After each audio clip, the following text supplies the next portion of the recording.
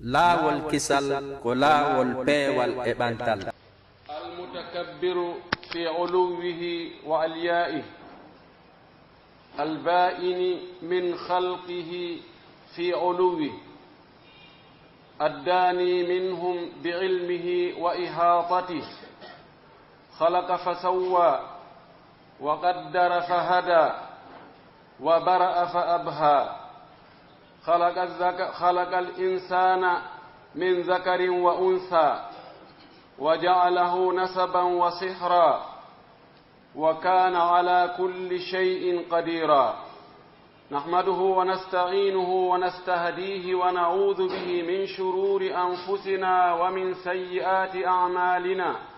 من يهده الله فلا مضل له ومن يضلل فلا هادي له أشهد أن لا إله إلا الله وحده لا شريك له وأشهد أن محمدا عبده ورسوله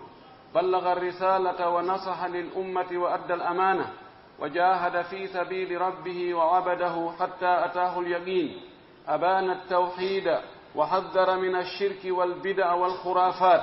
وأنار السبيل صلى الله عليه وعلى آله وأصحابه ومن سار على منوالهم واتبع سنتهم إلى يوم الدين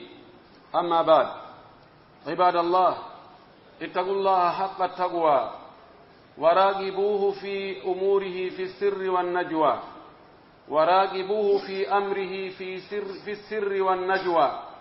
واعلموا أنكم غدا بين يديه موقوفون وعن أقوالكم وأفعالكم وتصرفاتكم ستسألون وستحاسبون من عمل صالحا فلنفسه ومن أساء فعليها وما ربك بظلام للعبيد عباد الله اعلموا أن من أهم ما تقرب العبد إلى الله سبحانه وتعالى إخلاص العبادة والتوحيد له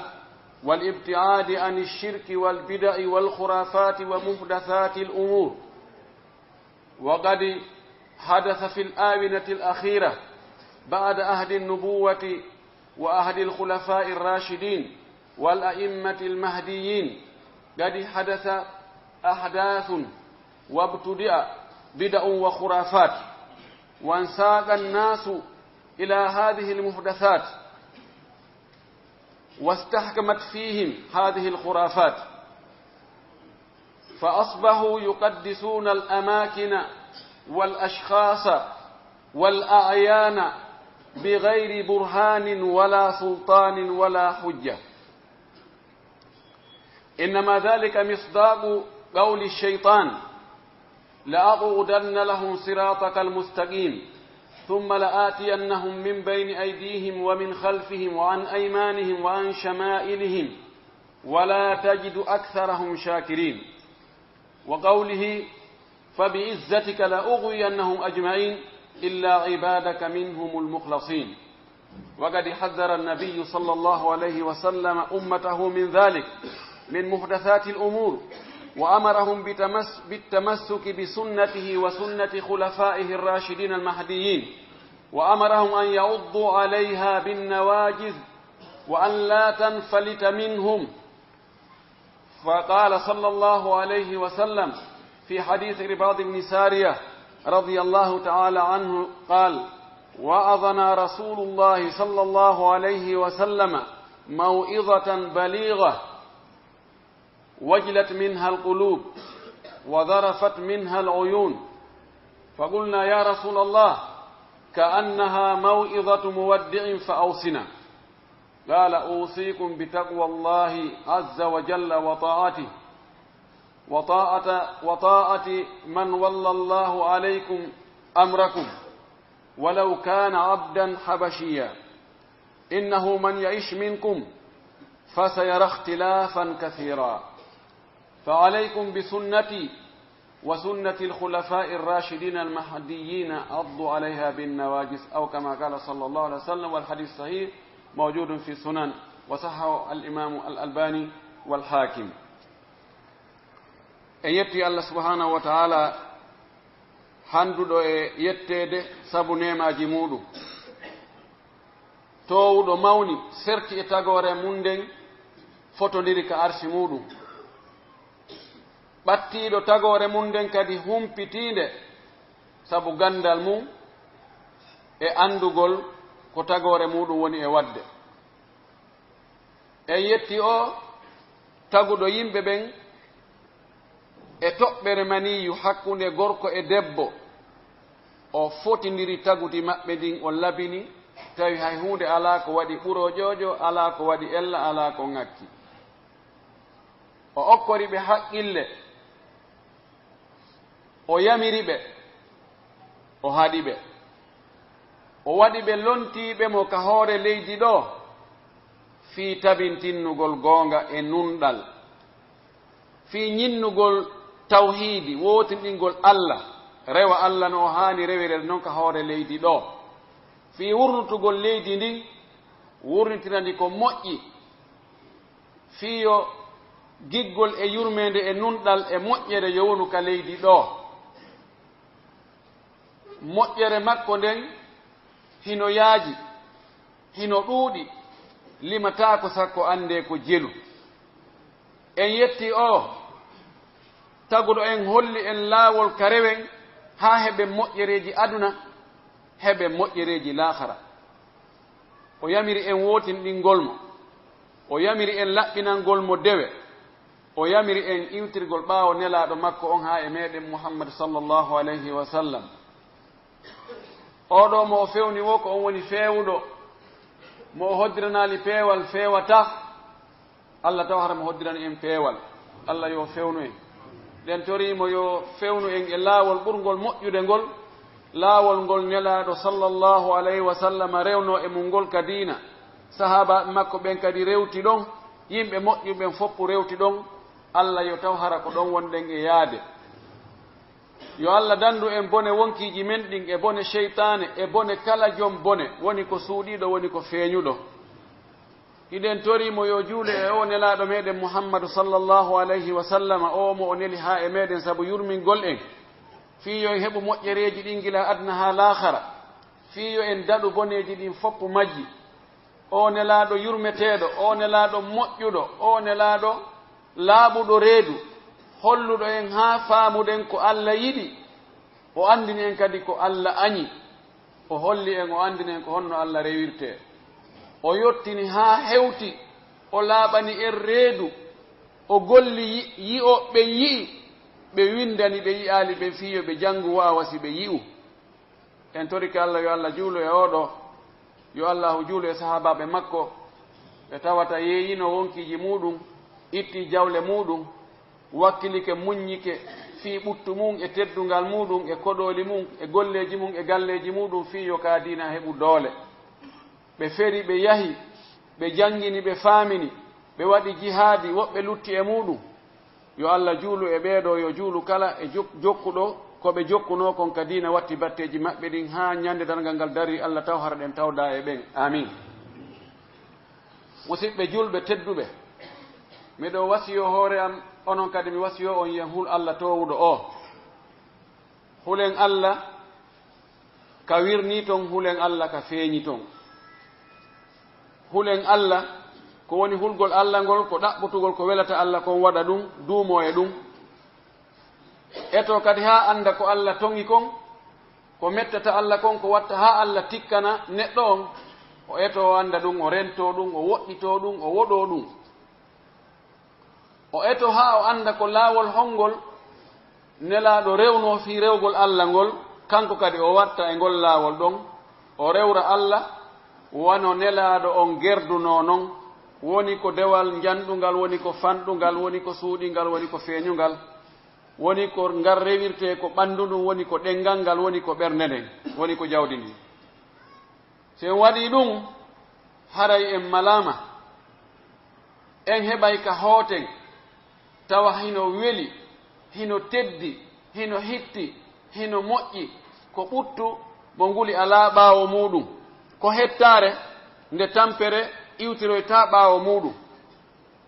yo allahu arsuku en ɗum anden allahu subhanahu wa ta'ala o yamiri nelaaɗo makko on yo yamir en wonde yen laɓɓinanmo kanko Allah dewal ngal, yen laɓɓinanmo finde nden, yen sellin finde hakkunde men e makko nden nde sella ken, wotinɗinnenmo e piiji ɗin fof, wotinɗinnenmo ka tagugol, wonde ko kanko gooto woni ko tagi kala huunde, kala ko yi'uɗen e ko en yi'aali, ko nanuɗen e ko en nanaali fiimu, ko attino en e ko aroyta yeeso meɗen e ko fewndi fewndo men kon fof ko kanko Allah tun woni ko tagi. Wotinɗinnenmo ka dewe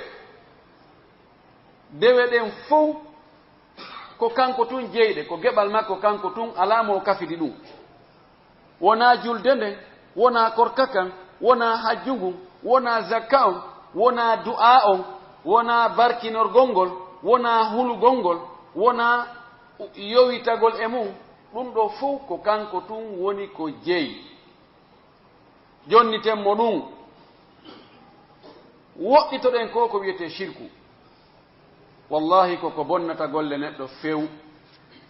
Ko on tigi tedduno wono, ko on tigi mari gandal wono, ko on tigi ɗuɗɗinno dewe wono, ɓay Allah amali wi'ugol nelaɗo makko on, la in ashrakta la yahbatanna amaluka wa la takunanna min alkhasirin. O wi an Muhammad, nomi yiɗirmani, nomi teddinirmani, nomi ɓurnima e hoore tagore nden foppu ni, si a shirkino golle ma ɗen foppu ɗe bonayi, a wonay no jeyaɓe perduɓe ɓe hettota hoore manankum ɓen few. O linti annabaɓe ɗuuɗuɓe ka sakkitode maɓɓe, ɗum ke suratu An'am, o wi la in ashraku la yahbatanna amalahum wala yakunu min alkhasirin. Si tawi no ɓeeɗo annabaɓe tedduɓe lintaɓe ɗon fof ɓorde Nuh haa ka hattoyi, o wi si ɓe sirkino ɓe fof maɓɓe ɓe golluno ko fof bone. Idan shirku on ko hunde hulɓininde, mawnude, hanande rentede, woɗɗite few. Hande noon ɗum no ɗuuɗi hakkunde tagore nden, ko ɗum waɗi Allah tigi mo sifi wonde ko ɓuri ɗuurde e yimɓen kon ɓe gomɗinta Allah si wona hara eɓe jilli toon shirku hoy seeɗa. Wala yu'minu aktharuhum billahi illa wa hum mushrikun. Ko ɓuri ɗuurde e yimɓe ɓen kon ɓe gomɗinta Allah sina hara cenɗe goɗɗe goo hara eɓe shirkira toon. Nokku goo hiɓe tawhidi on no timmi, dewal ngal no timmi, no laaɓi pos, kono nokku goo no toon jodduhu ngoo no toon hara shirku hun no jilli nder toon. Imma ka ɗaɓɓugol lekki, fii daɗugol, fii ndikkugol, ma ka ɗaɓɓugol lekki fii heɓugol. Seytane ko ɗon fayda habbi neɗɗo, fannin a faalaka goɗɗum haa mapinma ko honno heɓirta ɗum, hiɗa e jam.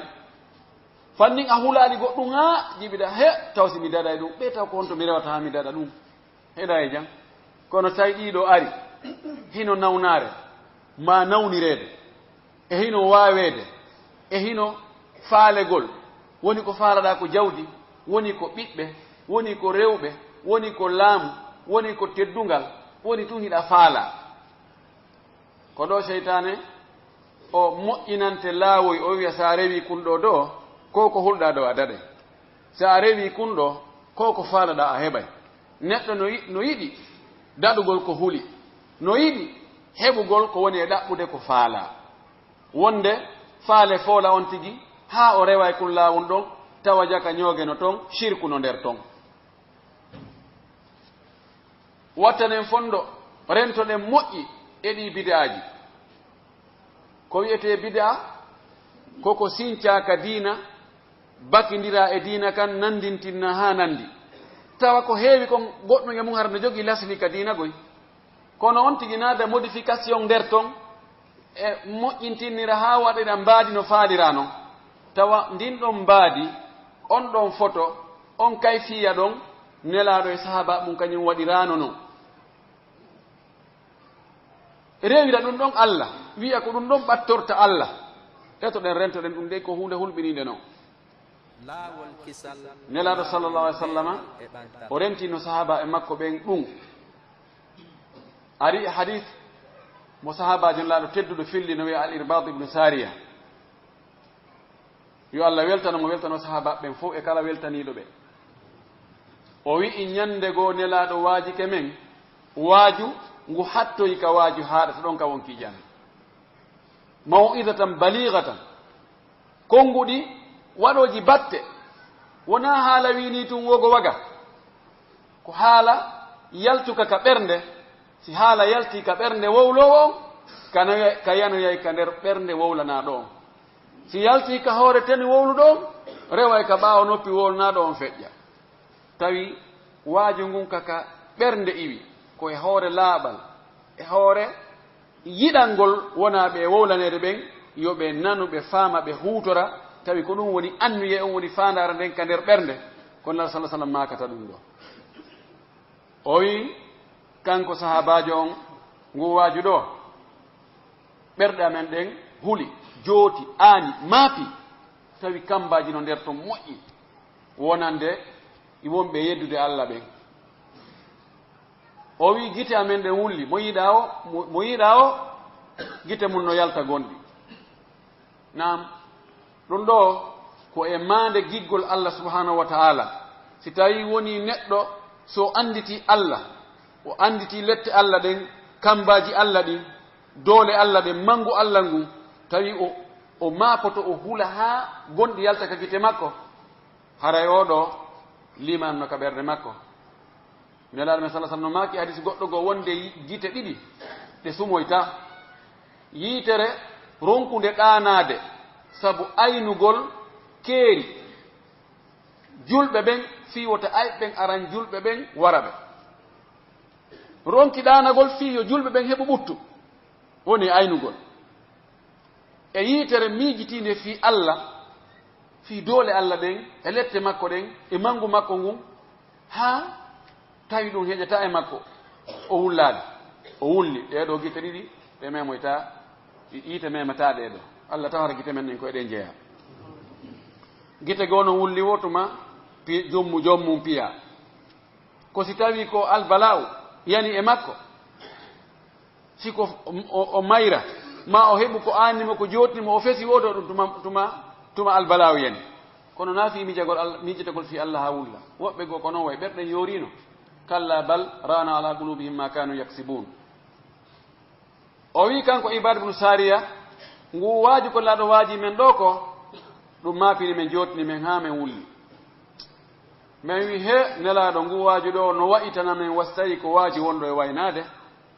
no nanditana men men faami e nder ngu waaju ɗo ha a sikka e wayno to men woni haray si tawi ko noon meɗen faala ya ɓeydu men wasiyade kadi fayi ko waɗi fannin hiɗa hakkude amen si men faljere nden nde metta ittude a wurtanayi men kisan kono si tawi a ala ɗo ɗiɗan meɗen hattojini e jooɓa molanaɗo min faala ya wasi o men kadi fayin ɓeydenamen o wi mi wasiki on hulgol Allah hule Allah o wi hule Allah ɗoftoɗon kadi kala mo Allah halfini fiyake mon on e muɗum mo Allah ƴetti fi mon on halfini mo Allah ardini yeeso moɗon woni kaka diina woni kaka laamu mo Allah waɗi yeeso mon wo ɗoftoɗon haysi ko jaasuɗo haysi ko ittaɗo fiira ɗo nde o yamirali on yeddugol Allah ɗofte si on wuuri gurdam moɗon juuti kala e moɗon mo Allah pooɗo e balɗe muɗum o yi o yahi yeddodiral molanagal yeddodiral ɗuuɗungal hakkunde mon onon wiiɓe ko julɓe ɓen o yi o yahi feddeji ɗi o sikkata no waɗay o ngalɗoya ɗum ɗo ko ande ko makunde ko probléme a sikkay sahaba ɓe wi hihi nelaɗo si tawi no goɗɗo yamen Allah pooɗi balɗe muɗum ha ɗum waɗi o yiyoyi ɗum haray ko on no watta nelaɗo addata probléme o ronka adde solution nelaɗo makino solution on ɗo o wi alaykum bi sunnati mi yamiroyi on jogitagol sunna an on. Honno woni sunna nelaɗo sallallahu alayhi wa sallam ko laawol ngol o rewri Allah ngol. Faandaka sunna ɗo ko fuqaha wiyata sunna mana sunna muqabilul fard, wona sunna mo tawata ko wiyama ɗum ɗo ko farilla ɗum ɗo ko sunna, wona ɗum ɗo ndey. ɗum ɗo no wayiwa ko Allah wiyata sunnata man arsalna sunnata allahi sunnata man arsalna qablaka min rusulina. sunna Allah on bi maana ɗum ɗo nawigol ko farilla Allah e sunna Allah ko Allah wowi wadde ko laawol ngol o wowi rewde o rewana hakkunde makko e yedduɓe mo ɓen ma hakkunde makko e yettuɓe mo ɓen ko ngol laawol ɗon. bi maana sunna nelaaɗo on ko laawol ngol o rewirno Allah ngol noone no o rewirno Allah noon, noone no o juulirno noon, no o hoorirno noon, no o hajjirno noon, no o ittirayno zakka noon, no o jangirayno alqur'ana noon, no o jantorayno inde Allah noon, no o du'orayno noon. ɗum ɗo wiyete sunna makko e noone ma e dewe ko o wanno kon fof noone no o waɗiri noon waɗirgol noon sa waɗiri noon haray a rewi sunna makko on kanko nelaaɗo sallah sallam. O wi mi yamiri on jokkugo sunna an on tumati wa sunnati lkhulafa'i rrachidin e sunna lontotoɓe fewɓe ɓen. ɗum ko aboubacre e omar e ousmane e ali radiallahu anil jami, yo Allah weltanoɓe fof maɓɓe. ɓen ɗon kadi kaɓe piiji ko ɓe tawnoɓe ɓe siñci e alhaaliji goo ko gasete e siñceede kon haray ɗum ɗon tawama e sunna nelaaɗo sallllahu alayhi wa sallam. wono mooɓidirgol alqur'anan fof waɗamo nokku nguutu wona kaamilu, ɗum ɗon ko sahaba ɓen wonno ko waɗi ɗum. e goɗɗi goo ɗiɓe hawti ɓe waɗi tawi ɗin ɗon wona lundiɗi ko nelaaɗo sallah sallam adduno kon. o wi jokkon sunna an on e sunna ɓen on. o wi ŋatiron ɗum ƴakkirɗe ɗen jogo ɗum ha satta ko waɗi si on tigi jogori ka hoore golli fuutotomo, so jogori yoto fono tum ko fuutoto ɗum ko waɗi ko wippita kon no ɗuuɗi, alhaaliji no ɗuuɗi, mbeleɗɗen no ɗuuɗi. ɗum ɗo woni ko nelaaɗo men sallllahu alayhi wa sallam yamiri en tippugol e Allah subhanahu wa ta'ala. nelaaɗo men sallallah alih sallam haa jooni ka tentingol wonde haray sunna makko on ko on ɗon haana jokkeede goɗɗum ngoo kadi yalti toyay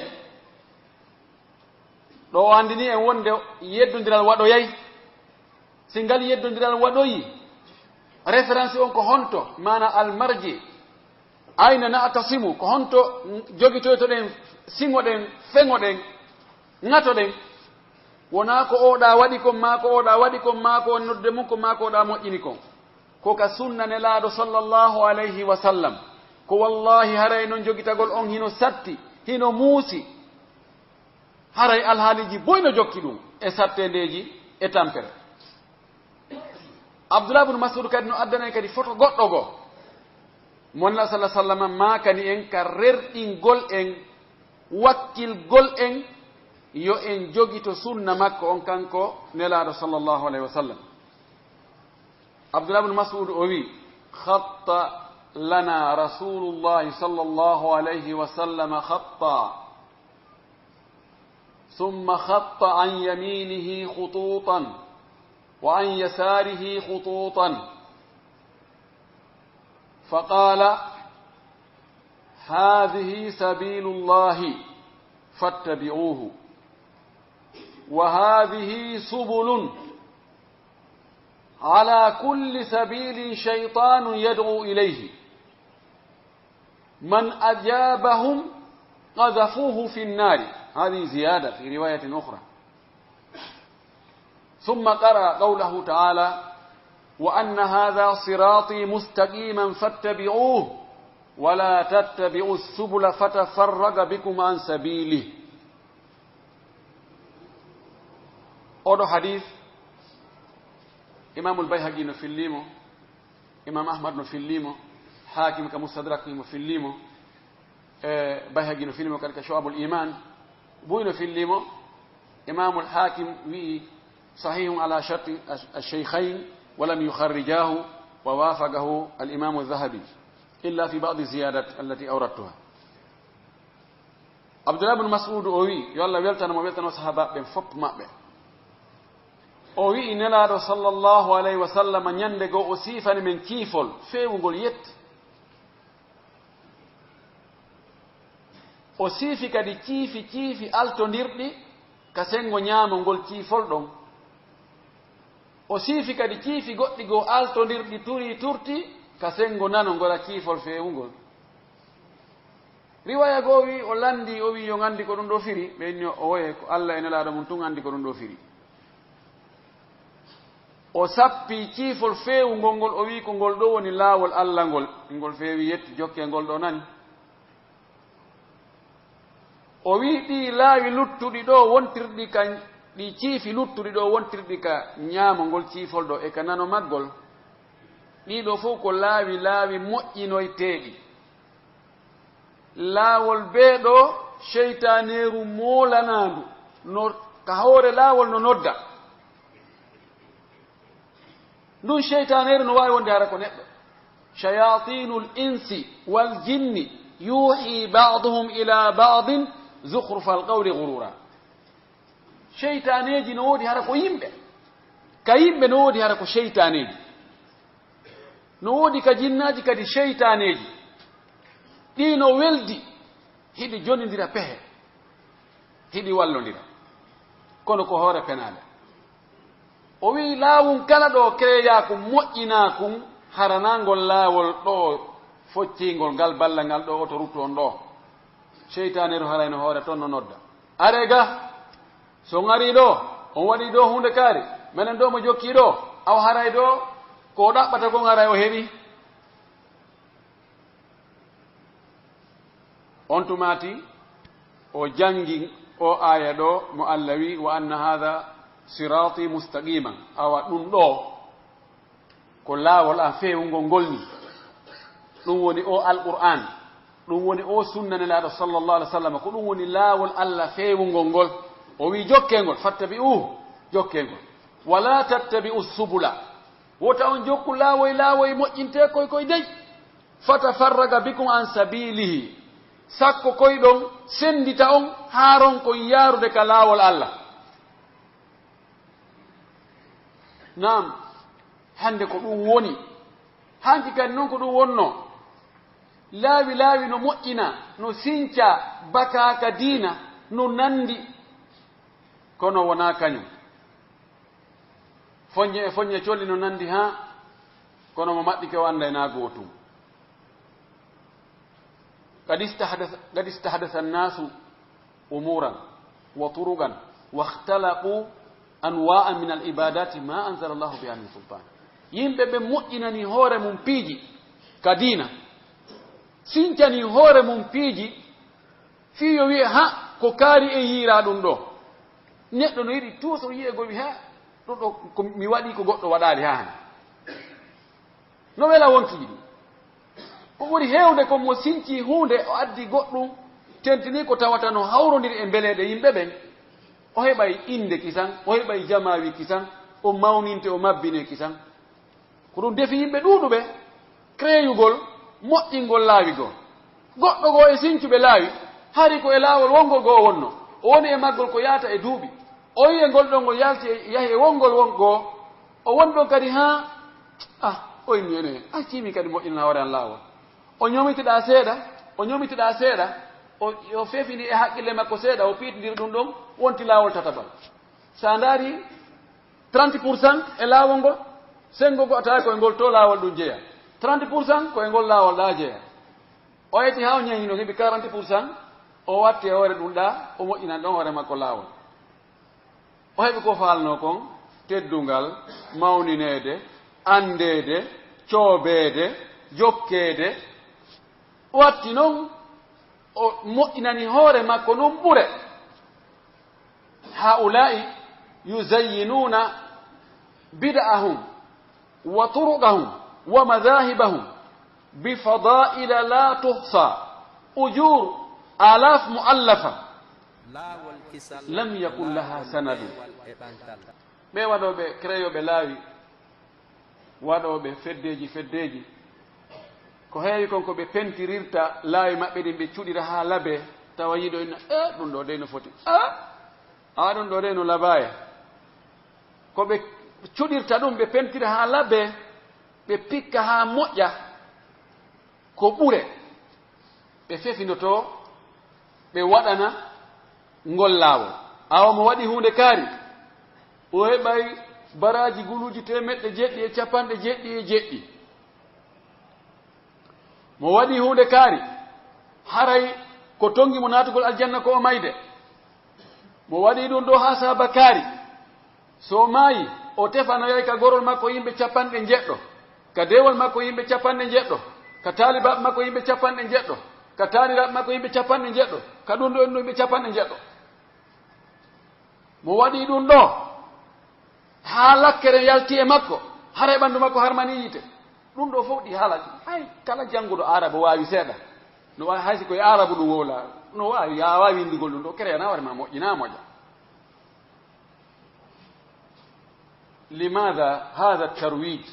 هو استغلال لجهل الناس ɗum ɗo fof ko waɗira ko ɓay waɗɗo on no andi wona ɓe yewtere ɓe ganda fus ko ɓe andi ko iskin allahu akbar he allah hokkiɓe ما عندهم عقلية أو آلية النقد والنظر والبحث والمناقشة بمرا بهبا نيفو بهبا دي آلهم كو ɗaɓɓitirta piiji joni ni baraji wi'aadi ɗo mo waɗi ɗum ɗo heɓa ha sabakari honto ɗum dalil ɗum ko honto ɗum no ka alqur'ana kano ka hadisa nelaɗo sallah sallam kay moƴƴuɓe feƴƴinoɓe waɗino ɗum ɗum ɗo no fota e dartede taw si ɓe wona fi ɓantugol fi mum to woni e gerde ɗo wona ɓe wolne ɗum ɓe andata ɗum fef ɓay ɗon kamɓe hiɓe andi ɓe jangi seeɗa hiɓe andi ɓeɗo anda hayunde ɗon andi ɗokko ko lanɗo e hakkude bumɓe muutaki kono koye hakkude ɓe fuɗɗaki tun woni idan ko ɗum ɗo joni yiyama mo waɗi ɗum ɗo heɓa ko tongimo may natural janno ko mayde ɗon ɗo mo wi fakintintede ɗum ɗo haray tippama ka satti en torki allah yo allahu fewnu en e laawol ɓurgol moƴƴude ngol kannaɗo sallllahu alayhi wa sallam rewno ɗon أقول ما تسمعون وأستغفر الله لي ولكم ولسائر المسلمين من كل ذنب وخطيئة فاستغفروه إنه هو الغفور الرحيم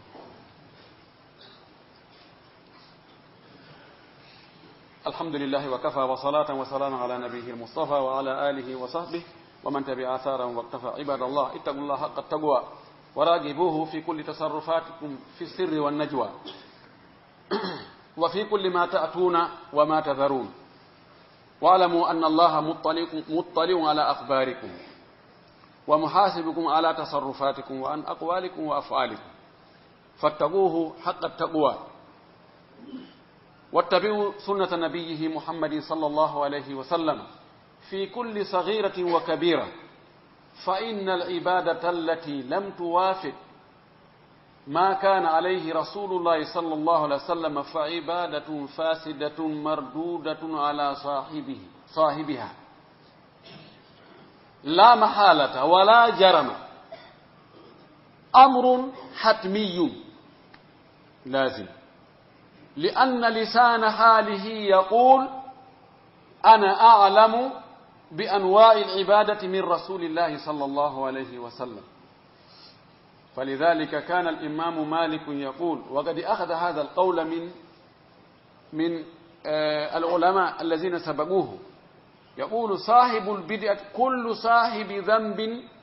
يتوب إلا صاحب بدعة فإنه لا يتوب وكأن هذا القول مدعى للاستغراب كيف لا يتوب صاحب البدعة كيف يتوب وهو يتقرب إلى الله بهذه البدعة وهو يعتقد أن هذه البدعة هي عين العبادة التي تقرب إلى الله ويدخل الجنة بموجبها كيف يتوب منها إلا إذا تداركته رحمة ربه وعلم أن هذه بدعة مستحدثة لم يفعلها رسول الله صلى الله عليه وسلم ولا صحابته الكرام ولذلك كان عبد الله بن مسعود يقول ويردد هذا القول مرارا يقول عليكم بالعتيق وإياكم ومحدثات الأمور. وكان عبد الله بن عباس يقول عليكم بالسنة فقد كفيتم. أيتي الله سبحانه وتعالى تدل ماوندو توودو سنيدو لابي كفوتودو إكا حكودو إكا تيمودو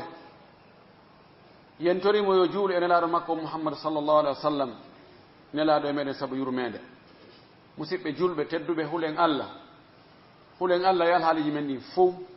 anden no wawden wono wawden Allah no humpiti fi meden kawonden wo ka golleji men ka galleji meden heden woni feere enen tun heden woni ka hakkunde jama Allah no humpiti goto kala e meden ko honno o woniri ko honno woni e miijaade ɗo yo a miijo taho haray Allah andino ko honno faalaɗa miijaade itti e sikki a waɗugol goɗɗum himo andi ko honɗum waɗoyta janngo a andi oɗo suuɗataake oɗo eɓɓataake wiigol yomi sowndo ma yomi molto ma yomi accu ha niɓɓita ma yomi yahu ka gooto renala hulen Allah etoɗen ha ande yamirooje makko ɗe o yamiri en ɗen etoɗen hara en welsindaaki waɗen nde foddetaga ko haɗi en ko fof tertoɗen hara en malama moƴƴerden ko enen artan tagoy wona ondema haray ko goɗɗo goo waɗanɗen man amila salihan fa li nafsihi wa man asaa fa alayha wa ma rabbuka bi dhallamin lil abid mo golli ko moƴƴi ko hoore mo gollani mo bonni kadi taw sikko goɗɗo waɗi ko hoore makko bone on rewtoyta anden ko nelaɗo sallah sallam wanno kon tun kadina ko ɗum woni kangi ko ɗum woni original on ko ɗum woni vrai on ko lutti kon ko pirate ko lutti kon ko faux mo ƴetti ɗo 1 million de dollars tawaɗi fof majji kodi faux hiɗi ɗuuɗi kono so o naɓiɗi ka marché e naɓuɗo 50 dollars hara ko haqiqawol pelleti ko omo 50 dollars o heɓata kon kanko heɓata ɗum ko waɗi mo jonni woyno mi ala haaje ɗum mo jonni ko foni he ko rita accita ɓe yiira ɗum yo ɓe sokkete si ɓe yiirima ɗum yandi ko watta naɓu sunnoya kono oɗa so jonni 50 wol ngol fi kala ngol ɗuuɗa kono ɓayi ko haqiqawol ko original wol ko tigi tigi won o heɓay berukol ngol heɓata kon idan dewal ngal haysi ngal ɗuuɗali si tawi koko ɗaɓɓa kon tigi woni ko waɗɗa ko pellet ɗum ɗon kan Allah yoɓoyta ɗum ha timma tis wa an laysa lil insani illa ma sa'a wa anna sa'yahu sawfa yura thumma yujzahu al-jazaa al-awfa neɗɗo marasina ko o yangani ko o golli kon ko o yangi o golli kon si tawi kono gollite non waɗira o yi o yayi ɗum o yoɓe ɗum joddi timmuli tis kono ko on tigi ɗuɗɗini wo si tawi no woopiti na kañum o yangoto ha o tampa o waɗa adaduuji o immo bimbi o waɗa ɗon o wona ɗon o rewa ɗon Allah ha ñalla kiikiɗe kadi wano noon o jokka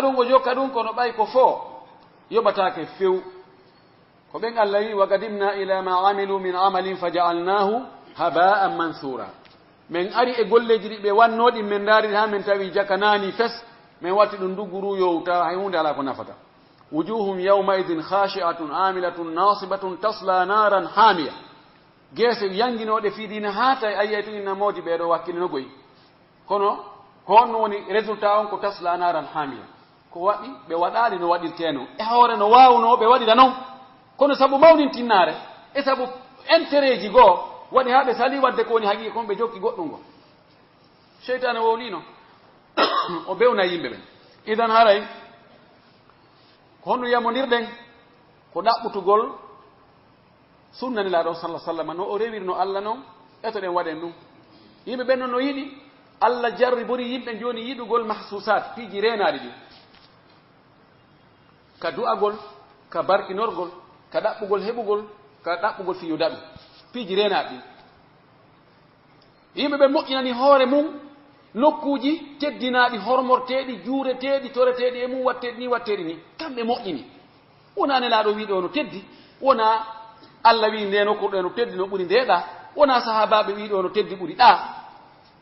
kamɓe tun wi he ɗo koko hormote ɗo koko teddi fi honɗum ko yimɓe moƴƴuɓe wonno ɗo awa no woodi ka yimɓe moƴƴuɓe wonno kan ka sahabaɓe wonno toon kam moƴƴa si tawi en wi kala ka neɗɗo moƴƴuɗo woni en yahay wi en waɗay ɗon ziyara en yahay hertinen ɗon waɗen ɗon dewe ka barkinote ka torete leydi ni fof en waɗay ka barkino ɓay ngala ka moƴƴo ala an sa wi joni ka be ma onno ɗon e ka soro ma onno e karama ko ma onno ɗon ko moƴƴino ɗum anni tedi min kadi minne joni minen kadi ka min kadi karama ko an kamɓe onnoɗo no kelɗigo karama ko ma ɓuura karama ko an soro ma ɓuura sora be ma ɓuura ɗum oɗa kadi wiya ɗum oɗa kadi wiya ɗum ko ɗum waɗi wona enen mawninta nokkure nden ko Allah subhanahu wa ta'ala ma nelaɗo makko on wiyata ɗo no mawni ɗo no teddi ɓuri ɗa sidanu kala sili nokkuji ɗi fopp no fota kono en yimɓe ɓen Allah no jarribori ɗum ɗon yiɗugol ɗum ɗon ndaare hay sahabaɓe nelaɗo sallllahu alayhi wa sallam ñande goo hiɓe yaha kamɓe e nelaɗo fokkiti guere ɓe aroy ɓe tawi heferɓe sirkoɓe no jogii ɗon lekki kin lekki ɗon ko kin ɓe faandorta si ɓe faalama yaade gere ɓe aray mo ɓe ƴetta alahu muɗum yowa ɗon kum waala ɗon wiyata bimbi o ƴetta kum o yaha wonde Allah jarri bo feppodiroya ɓe foola si waɗi laayiɗi laayitati ene he ɗum ɗo min do mi wanna ɗum ɗo kono min isano koni piiji ɗin fof fuɗɗori woɗaji ɗin kadi koni fuɗɗori waɗa nde wotere tun hawroya e hoddiro Allah albala waɗa goɗɗo kadi wattoya ɗum ɗon tun albala waɗa he ɗum ɗo wattake wiye no woni kukuru ɗum ɗo wattake e ngal ñallal ɗo yahatake e nde ñalan ɗo ko ɗum ɗo ɗeɗo ko ɓalere ɗo ko ni waɗi ɗo ko almuhim ɓe tawi ɓe heferɓe no barkitona ngal leggal ɗon no yowa ɗon alaji mum no ara ɗon faandora ɓe wineraɗo ene kadi hay waɗna en sifa ɗum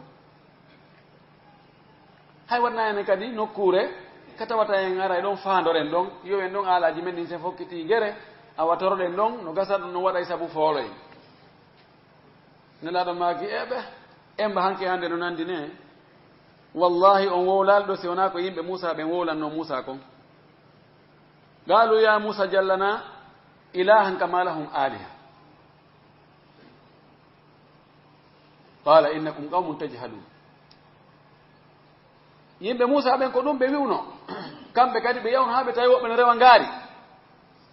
ɓe inni Musa an kadi waɗani men ngaari menen kadi sifa ndiɗo ngaari min waɗa Allah ma waɗa min Allah jo goɗɗo gara meɗen reeni mo min rewa mo min wattida on ɗon e momin reena on wona communication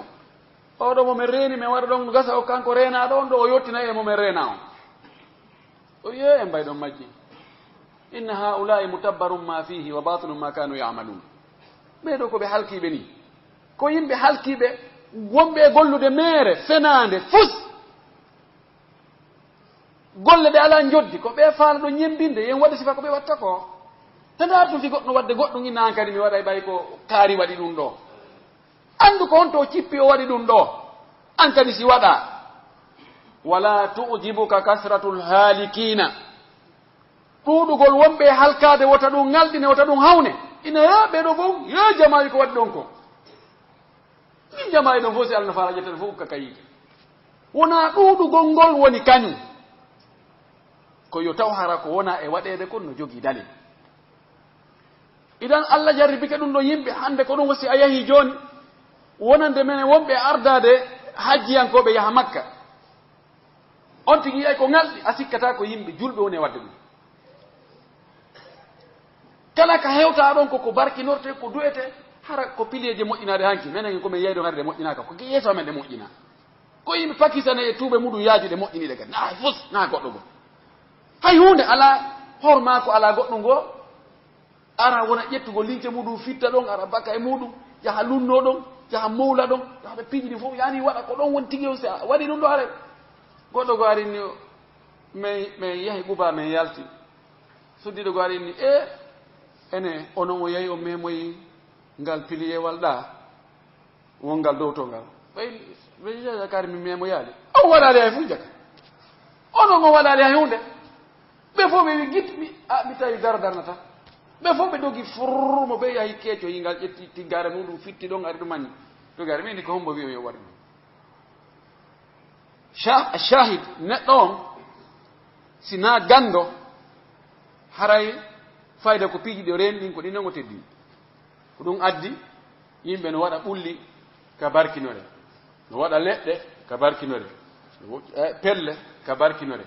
nokkuji wiya ɗo mo waɗi ɗo hunde kadi honto yiiɗa dalil wonde joni ngo fello ɗo sa ƴawiɗo a torki Allah Allah jaɓe kono ko ɗa ƴawɗa torɗa Allah jaɓat a fi on na Allah tagi fof honto dalil laawol kisal kono ɓa yimɓe no majji anda hay hunde ko ɗum waɗi si karama koɓe hulata Allah ɓen fimum no hawni ko ɗum waɗi sallallahu alaihi wasallam no maaki noon timide khutba men o sallallahu alaihi wasallam maaki hadith muttafaqun ala sihhatihi o maaki inna allaha la yanzi'u al-ilma aw la yantazi'u al-ilma min an-nas intiza'an ولكن ينتزئه أو ينزئه بقبض العلماء حتى إذا لم يبقى عالم رواية قوي حتى لم يبقى عالما اتخذ الناس رؤوسا رواية قوي رؤساء جهالا فسئلوا فأفتوا بغير علم فضلوا وأضلوا رواه الإمام البخاري والإمام مسلم لا صلى الله عليه وسلم ماكي الله wippitata gandal ngal sorta ngal e ɓerɗe yimɓe nde wotere yimɓe finira taw hay gooto annduɗo Allah Allah nana o gerta